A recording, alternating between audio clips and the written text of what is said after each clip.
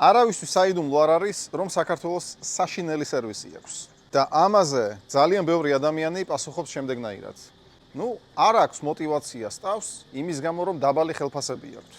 და მოდი ამ მითსაც დღეს გავფანტაო. უკვე მეხუთე თვეა ვცხოვრობ ტაილანდში და ხელფასები დიდად არ აღემატება საქართველოს ხელფასებს. ოფიციანტს დაახლოებით 400-500 ლარი გამოსდის. ძალიან ხშირად დავდივართ კაფეებში და რესტორნებში და ჯერ 5 თვის მანძილზე არც ერთხელ არ მინახავს შემდეგი სცენარი, რაც მომივიდა პური გულიანში, საქართველოში დაახლოებით 1 წლის წინ.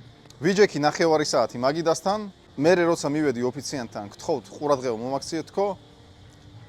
აი ასე შემომხედა. მოგხედავ, ხო გითხარი დრო არ მაქვს ჯერ. გავსი არაფერი შემხვედრი აქ, ყველა მიღიმის, ყველა მესალმება, ყველას უხარია ჩემი მოსვლა.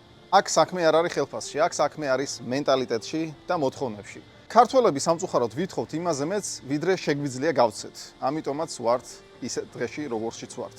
ამიტომაც ვერაზროს ვეღარ დამაჯერებ, რომ საქართველოს სერვისი საშინელია იმის გამო, რომ დაბალი ხელფასები გვაქვს.